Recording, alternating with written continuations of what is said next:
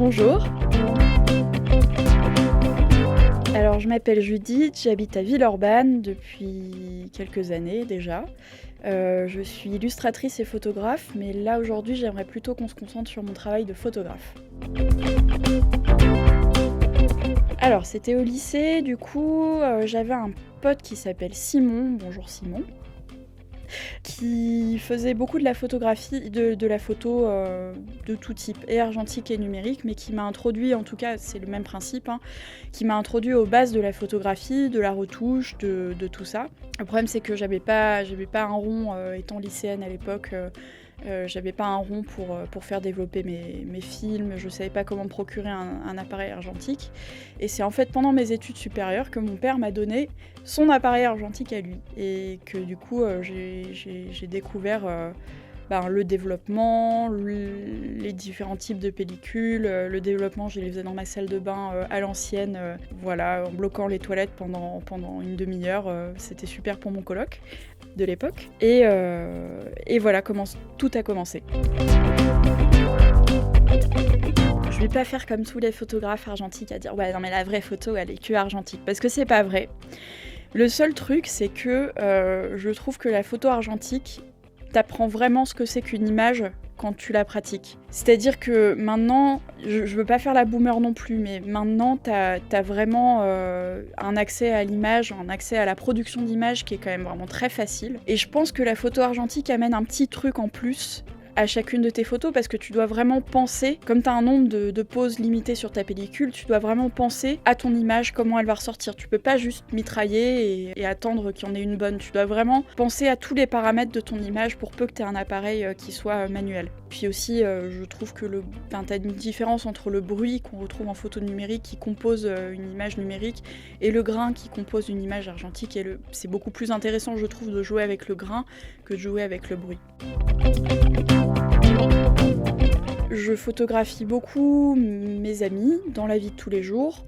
Je photographie aussi ma vie de tous les jours, mon chat, et mes plantes et tout ça. Mais parfois ça m'arrive quand même de basculer en studio. J'ai jamais pour l'instant fait appel à un modèle professionnel. C'est vraiment que soit des gens que je connais, donc mes amis, parce que j'ai envie de les mettre en scène de telle ou telle manière. Et sinon, des fois ça m'arrive aussi de faire des séances un peu plus... où je me détache un peu de mon sujet, un peu plus spontané. Mes inspirations de toujours, pas que du moment, de toujours, c'est donc la peinture caravagesque, en tout cas le Caravage, la peinture de la Renaissance clair-obscur, parce que j'aime beaucoup travailler sur le clair-obscur. Mes inspirations plus photographiques et plus actuelles du moment, il y a Holly Whitaker, qui est une photographe de concert. À une époque, j'aimais beaucoup la photographie de concert, moins maintenant, mais en tout cas, elle fait un travail qui est juste monstrueux à ce niveau-là. Et puis pas que, d'ailleurs, tous ses portraits, tout ce qu'elle photographie, c'est génial. Et sinon, en photographe plus local, il y a La Fille Reine, qui a une spontanéité et qui a un travail plastique de l'image que je trouve absolument exceptionnel. J'aimerais bien reprendre les études aux Beaux-Arts et j'aimerais bien développer un mix de tout ce que je sais faire en illustration et en photo, avec des collages, avec du texte, faire un espèce de livre, ce qu'on appelle un livre d'artiste, un peu à la manière de Genesis P. Orridge, de ce qu'elle avait fait avec Nécrophile. Et du coup, il y a aussi plein de notes sur sa pratique magique et tout ça. J'aimerais bien faire un peu la même chose. Plutôt des pratiques ésotériques, de philo aussi, parce que j'ai un cursus de philo un peu derrière moi aussi. Donc voilà, de philosophie de l'art, de philosophie de la magie dans l'art. L'un des sujets de mes photos aussi, c'est la pratique magique et comment la pratique magique définit l'art et inversement. Il y en a deux, il y a le Nikon F2 que du coup m'a passé mon papa, mais qui a un petit peu des problèmes du coup. J'ai bousillé la semelle de flash, du coup il faut que je le fasse réparer et ça va prendre du temps. Et sinon, vrai coup de cœur sur le Semflex que m'a donné mon papy, qui est un appareil moyen format, c'est une espèce de grosse boîte rectangulaire comme ça, avec deux objectifs. Et c'est avec celui-ci que j'ai pris les meilleures photos que j'ai prises de toute ma vie. Ah, et sinon, en compact, du coup, il y a le Canon AF 35M et ses variantes. Voilà, c'est mon compact préféré.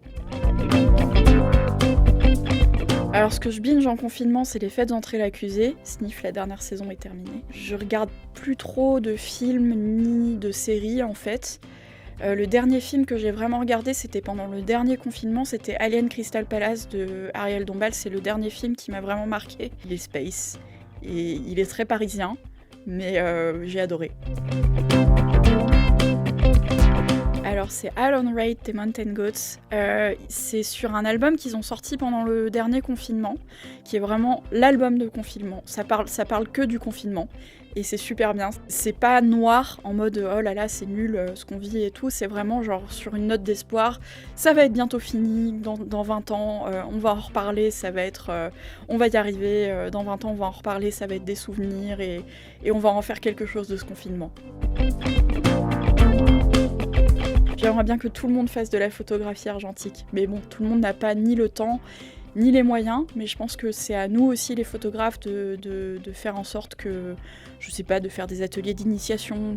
Là, en ce moment, je suis en train d'écrire un guide de la photo argentique pour débutants. Enfin, il est écrit, il faut juste qu'on le mette en page avec un de mes amis illustrateurs. Et après, le faire circuler, un PDF sur Internet. Enfin, voilà. En ce moment, je travaille avec une chanteuse, une musicienne qui s'appelle Marlou Forever. Et donc je lui fais un petit coucou, parce que c'est une personne formidable et que notre projet, j'espère, va être formidable. En tout cas, ça m'inspire beaucoup en ce moment. Alors, Instagram, @jungwerther. Et pour l'instant, c'est tout. Mon site est en construction. Bon confinement à tous. Bonne fin de confinement à tous.